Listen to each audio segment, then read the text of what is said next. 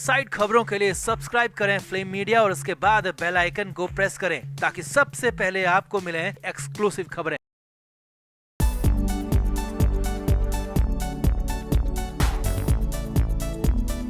तो इस वक्त सभी की नजरें दिल्ली पर है। अरविंद केजरीवाल की गिरफ्तारी की खबरों पर है, मगर इसी बीच बड़ी खबर महाराष्ट्र से भी आ रही है, जहां उद्धव ठाकरे और संजय राउत की भी गिरफ्तारी पक्की हो गई है। जी हां, महाराष्ट्र में भी शराब घोटाले की जांच ईडी की तरफ से शुरू कर दी गई है और इस घोटाले में उद्धव ठाकरे और संजय राउत के अलावा राउत की दोनों बेटियां भी शामिल बताई जा रही है। तो आपको पूरा मामला भी दिखाते हैं और गिरफ्तारी की संभावनाएं कैसे बन रही है ये भी बताते हैं। आप भी वीडियो को शेयर करें और अपनी राय कमेंट बॉक्स में जरूर दें। तो दिल्ली के मुख्यमंत्री अरविंद केजरीवाल की गिरफ्तारी के बाद अब महाराष्ट्र के बीजेपी नेता दावा कर रहे हैं कि पूर्व सीएम उद्धव ठाकरे भी जेल जा सकते हैं और उनके सिपहसालार संजय राउत भी परिवार समेत जेल के दर्शन कर सकते हैं।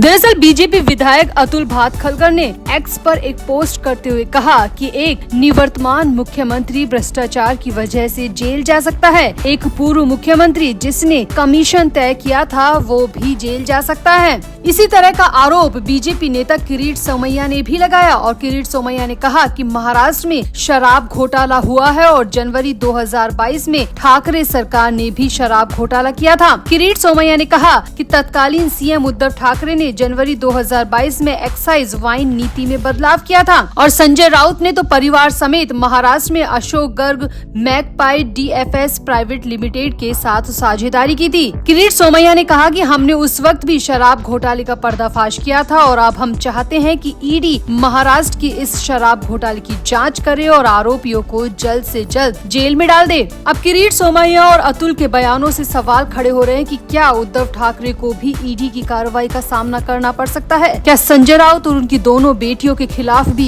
ईडी जांच करेगी? वैसे बीजेपी नेता उद्धव ठाकरे की नेतृत्व वाली सरकार पर बड़े पैमाने पर भ्रष्टाचार के आरोप लगाते रहे हैं। उद्धव के नेतृत्व में भ्रष्टाचार के आरोपी कई नेता एकनाथ शिंदे की शिवसेना में भी शामिल हो चुके हैं। कुछ दिन पहले ही विधायक रविंद्र वायकर भी उद्धव का साथ छोड़कर शिंदे की पार्टी में शामिल हो गए थे। वैसे भी जांच एजेंसियां उद्धव के कई नेताओं का पीछा कर रही है। अनिल परब, वैभव नाइक, राजन साल्वी और संजय राउत के अलावा किशोरी पेडनेकर समेत सेना यूबीटी के कई नेताओं की जांच हो चुकी है और कई नेताओं के खिलाफ ईडी और इनकम टैक्स की जांच चल रही है। यानी कि पूरी की पूरी यूबीटी पर इस वक्त बड़ा खतरा मंडरा रहा है। हालांकि अभी तक उद्धव ठाकरे के खिलाफ कुछ नहीं था, लेकिन अब इस शराब घोटाले की जांच शुरू होने के नाम पर ही उद्धव ठाकरे के ऊपर भी गिरफ्तारी की तलवार मंडराती हुई साफ साफ दिखाई दे रही है। तो क्या वाकई में 19 अप्रैल 2024 से पहले उद्धव ठाकरे और संजय राउत जेल जा सकते हैं? क्या वाकई में पूरे विपक्ष को जेल में डालकर बीजेपी लोकसभा चुनाव जीतने की रणनीति बना रही है या फिर ईडी की जांच और चुनाव महज संजोग है? आप भी अपनी राय कमेंट बॉक्स में जरूर दें और वीडियो को भी शेयर करें।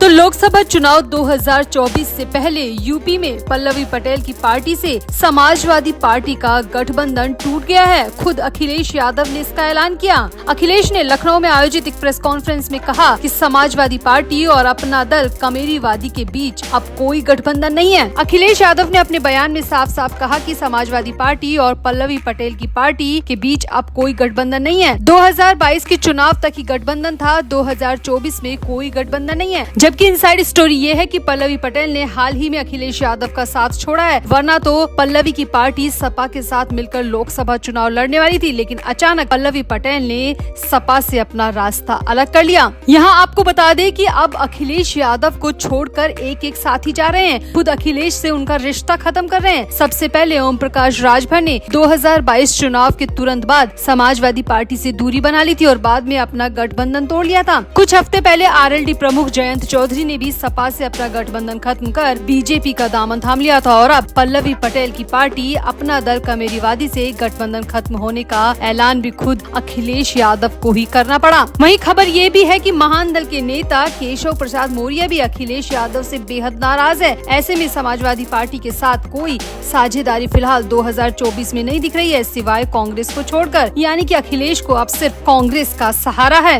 यहाँ आपको बता दें कि क्या पार्टी क्या नेता एक एक कर सभी अखिलेश यादव से दूर हो चुके हैं। 2022 के चुनाव के पहले जिन ओबीसी नेताओं ने अखिलेश यादव के लिए 2022 का माहौल बनाया था, वो सब अखिलेश से अलग हो चुके हैं। स्वामी प्रसाद मौर्य, धर्म सिंह सैनी, ओम प्रकाश राजभर और दारा सिंह समेत कई नेता अखिलेश का दामन छोड़ चुके हैं और अब पल्लवी पटेल के साथ छोड़ने के बाद अखिलेश को बहुत बड़ा झटका लगा है। यहाँ आपको बता दें, हाल ही में लोकसभा चुनाव के लिए यूपी की 3 सीटों पर पल्लवी पटेल ने चुनाव लड़ने का ऐलान कर दिया था और अपना दल कमेरीवादी से यूपी की मिर्जापुर, फूलपुर और कौशाम्बी सीट पर चुनाव लड़ने का फैसला किया।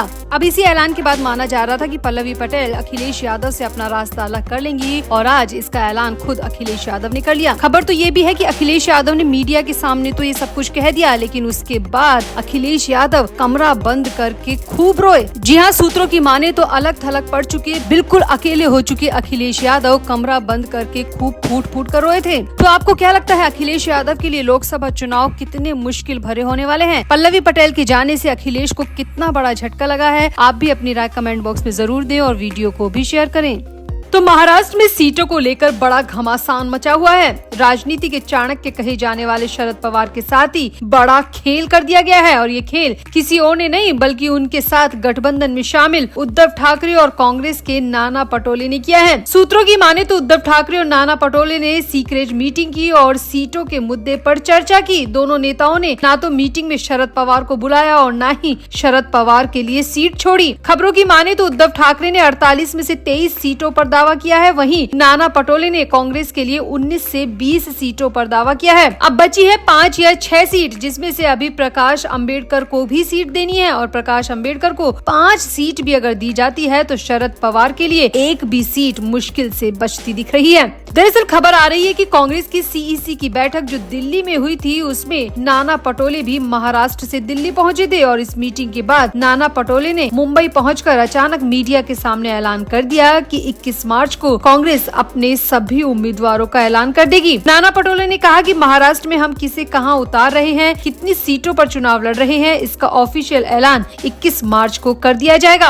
अब अगर नाना पटोले ने 21 मार्च को उम्मीदवारों के ऐलान की बात कही है तो इसका मतलब साफ है कि एमवीए में सीट शेयरिंग पर फाइनल मोहर लग चुकी है। इसीलिए सूत्रों की माने तो दिल्ली से लौटने के बाद नाना पटोले ने उद्धव ठाकरे से गुप्त तरीके से मुलाकात की थी और दोनों नेताओं ने तय किया है कि उद्धव ठाकरे को 23 सीटों पर चुनाव लड़ने दिया जाएगा और कांग्रेस 19 या 20 सीटों पर चुनाव लड़ेगी। दोनों ही नेताओं ने इस मीटिंग में यह भी तय किया कि 21 मार्च को वो अपने अपने कैंडिडेट का ऐलान भी कर देंगे, जिससे सारा तमाशा और विवाद खत्म हो जाएगा। सूत्रों की माने तो उद्धव ठाकरे और नाना पटोले ने इस मीटिंग में प्रकाश अंबेडकर को बुलाया था, मगर प्रकाश अंबेडकर नहीं पहुंच पाए और मीटिंग में हैरानी की बात यह है कि इस मीटिंग में शरद पवार को या फिर उनकी पार्टी से किसी को भी नहीं बुलाया गया और इसीलिए माना जा रहा है कि यूबीटी और कांग्रेस के बाद जो सीटें बचेगी वो प्रकाश अंबेडकर को दे दी जाएगी और शरद पवार के हिस्से में एक भी सीट बचती नहीं दिख रही है। अब ऐसे में शरद पवार के पास 2 रास्ते हैं। एक तो ये कि वो गठबंधन से अलग होकर खुद के दम पर अकेले चुनावी मैदान में उतरे या फिर एनडीए से हाथ मिलाकर 4 या 5 सीट की मांग करे, क्योंकि ये साफ हो चुका है कि एमवीए में यूबीटी और कांग्रेस ने शरद पवार को पूरी तरह कमजोर कर दिया है। शरद पवार को एक भी सीट नहीं दिए जाने का मतलब साफ है कि शरद पवार को एमवीए से अलग किया जाना। तो ऐसे में अभी तो शरद पवार के पास वक्त है, वो बड़ा फैसला ले सकते हैं और खुद ही एमवीए को लात मारकर चुनाव मैदान में उतर सकते हैं या फिर बीजेपी से गठबंधन कर सकते हैं, जिस तरह से राज ठाकरे ने किया है, जिससे शून्य का ठप्पा तो कम से कम शरद पवार पर नहीं लगेगा। तो आपको क्या लगता है, इस उम्र में शरद पवार के साथ नाइंसाफी की जा रही है? अजित पवार के बाद उद्धव ठाकरे और कांग्रेस भी शरद पवार को ठेंगा दिखा रही है। इस स्थिति में शरद पवार को क्या फैसला करना चाहिए? आप भी अपनी राय कमेंट बॉक्स में जरूर दें और वीडियो को भी शेयर करें।